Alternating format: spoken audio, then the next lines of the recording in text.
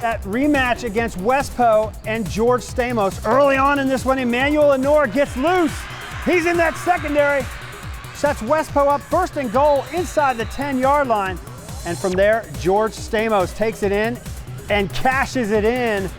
Lightning's gonna strike twice for Soco today, but there's a flag on the play. It's coming back, and that Soco defense shuts it down. Westpo gets a field goal out of it. They lead 3-0 with 7:55 left in the quarter. On the kick though, Jacob Wilson Jr. takes it. He's got some room all the way outside the 50-yard line. Soco is in business. Trenton Johnson, same drive, direct snap, moving it down into the red zone, and Jordan Dennis hits Rah-Rah out in the flat. Soco takes their first lead. They miss the extra point, and they hold at 6-3 with 6:31 in the first quarter. Next time Soco has the ball, Cam Riley, he's loose. He's moving it into Westpo territory. First down Soco. Then Trenton Johnson moves the ball inside the 10-yard line, where number 10, Brock Spalding, takes the direct snap, busts his way into that end zone. It's 12-3 Soco. Second quarter, Honore around the right side, gets on the corner, picks up a first down inside the 30, and then Joaquin swings it out to Hampton, who's laying shifty moves, slips inside. He's racing toward that goal line, setting Westpo up first and goal at the 1-yard line. From there, George Stamos takes the direct snap. He's racing it in. The ball comes loose. Soco's running the other direction with it. The official call is a touchdown. Westpo, it's pandemonium for a minute at Soco. Westpo closing that gap. It's 12-10 at that point. Next play though, Jordan Dennis swinging it out to Brock Spalding. Someone stepping in the way of our cameraman, so Brock brings it to us and takes it to the house. 80 yards, the touchdown. Soco will go for 2. It's 20-10 Soco. They will get the ball back again with under 3 minutes to play. Watch this clock management by the sophomore quarterback. First he hits Brock Spalding here on a slant. They move the chains, get a brief stop of the clock. They're ready to go, and Dennis hits Brock again out at the sideline. Brock able to get it out of bounds. And then on the next play, Jordan Dennis drops a dime to Trenton Johnson. 28 yards, touchdown. Soco goes up 26-10 at the half. Second half now. Joaquin is driving this Wolverine team. Third down at the Soco 15-yard line. Fires into that end zone, and George Stamos is there. He hauls it in. Westpo closing that gap. It's 26-16. They go for 2. Joaquin to a diving Emmanuel Hampton for the conversion. Soco's lead is now 26-18 at that point. Fourth quarter action, Jordan Dennis is back. 6'6" Isaiah Hope gets a tree limb in front of Jordan's throwing lane. It's picked off by Camden Jackson. He's in Soco territory, down to the 39-yard line. But that Soco defense comes up with the stop, running Joaquin out of bounds at the 5-yard line. Here, they will take over on downs deep in their own territory. Next play though, trouble for Soco. Trenton Johnson, direct snap. He's moving it out across that 5-yard line, trying to get some room. Somewhere along the line, the ball pops out. Not sure if he was down, but Evan Wunderlich picks it up. He trots into the end zone. They call it a touchdown for Westpo, and a 2-pointer later, we're tied at 26 with 5:12 to play in the game. Westpo would get their shot. Joaquin going long, but he's picked off by Jacob Wilson. The Soco defense turns it back over to Jordan Dennis. And he's got Trenton for a first down. Then he's gonna use his wheels to keep this thing rolling. He picks up another first down for that Soco offense. And then with just 44 seconds to play, Brock is set up inside the 10-yard line, taking a direct snap. He's in, and Soco goes on to win a dramatic one, 33-26 over Westpo, sending them for the third straight year to the state semifinal game. Soco pulls it out at the very end of that game. A big play, obviously Brock Spalding coming up huge in that game. We talked a little bit about Madison. They didn't have any trouble against Centerville.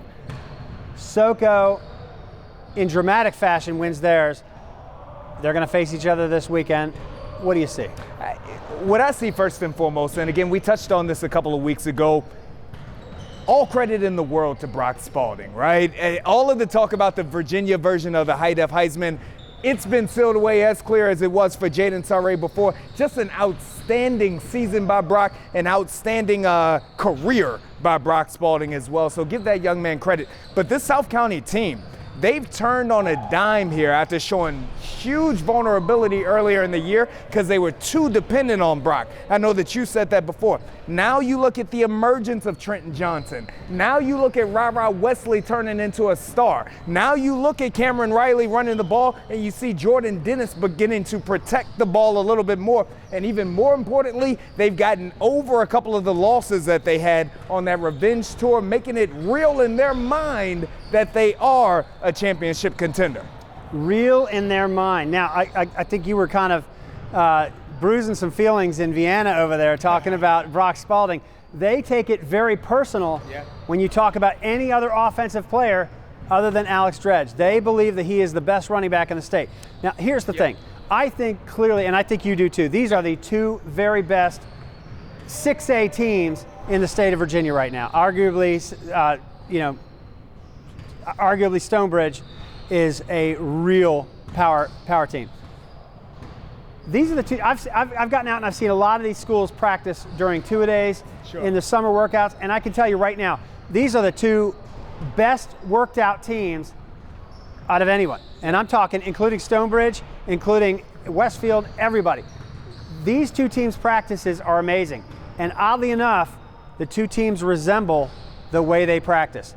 Madison works for 2 hours straight, just working out the basics, exercises that are just going to make them better athletes and gain endurance and be able to win a prolonged battle, a physical battle.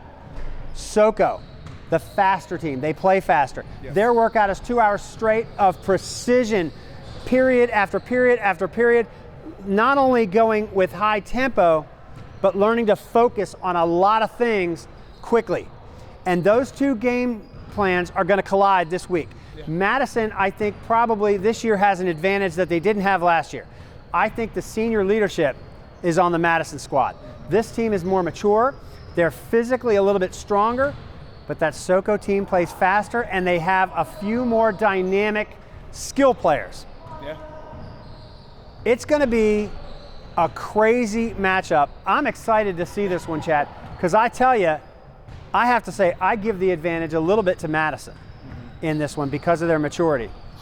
But like you said, Soco has turned on a dime, and Jordan Dennis is dropping dimes with that left hand lately. He's been throwing some big passes. Can he do it against Madison? We saw how Centerville, they didn't have a second in that backfield. This game, in my mind, is going to come down to that offensive line on both sides of the football because these defenses are both tough. Yeah, this is going to be an outstanding game, and if you look at any truly great professional boxing match, you talk about the fact that styles make fights, and that's exactly what this is going to be. Which one of these teams is going to be able to control pace? Which one of these teams is going to be able to play the game the way that they want to? Centerville, they want to, or we should say Madison, wants to play this game inside the hashes. South County wants to spread them all the way out. Who can dictate the way that they want for this game to go down?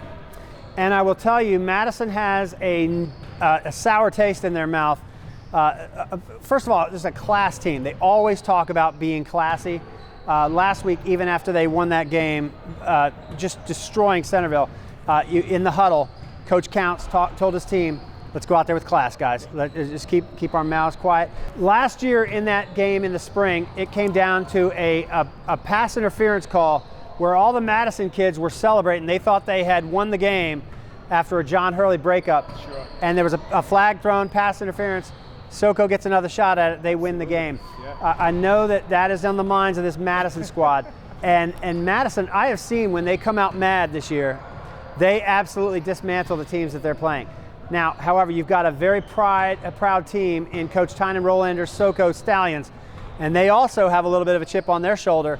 So this game, it remains to be seen. I mean, we could literally have an even wilder game, if that's possible, than we had in April of last year.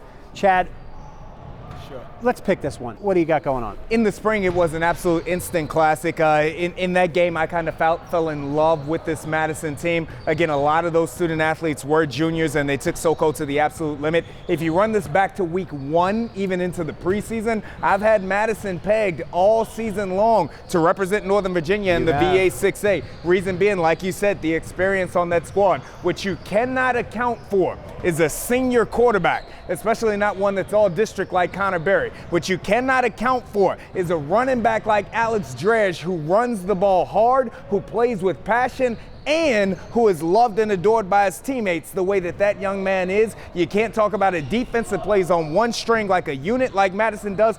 This is the epitome of a complete team. The Warhawks are that. South County, on the other hand, they've been up and down. They've relied too much on Brock Spalding, and I didn't believe that at the end of the day that they, who were like this, would be able to take down the even-keeled Madison Warhawks squad. But Joe Ball, now with Trenton Johnson, now with Rara Wesley, and now with Brock Spalding, it breaks my heart to say this, but I believe, I don't. Madison Warhawks, they knock off South County and advance to the state championship game. Warhawks, let's fly, baby. Let's fly. Joe Ball. All right, here's the deal. I think that this game could go either way. Yes. I think that it is possible Soco could win this game. They could come in there and just pull off some crazy, I mean, they've got some talented skill players, but I am of the same mindset with you. The maturity, the intensity. Mistake-free. And the mistake-free football. I will tell you right now, I believe Tynan Rollander's got to punt that football and keep them in position to play the field position. But if they don't, I think this one could get ugly quick. And I think that Madison team, the only reason it's not going to get ugly quick is because Madison does not score they as want to run fast this ball as Soco does. They want to eat up that clock. Possess the ball. But Madison is too mature. They're not going to make the mistakes. And they are ready to box in all of that talent, and they're going to win the battle at the line of scrimmage on both sides of the football. I think Madison goes to the state championship. In December, in the playoffs, to make this as simple as it possibly can be, Joe Ball, football is about running the ball, and it's about stopping the run. And this Madison team is built to do that. South County, they'll be back next year, but we've talked about this before. 7 super talented sophomores on that defensive side of the ball. Can they hold up against this Madison offensive line and Alex Dredge? My vote says no, though I do love you, Soco Nation. Madison wins this game. So that game's coming up in about an hour. We're on the line here. Soco, prove us wrong.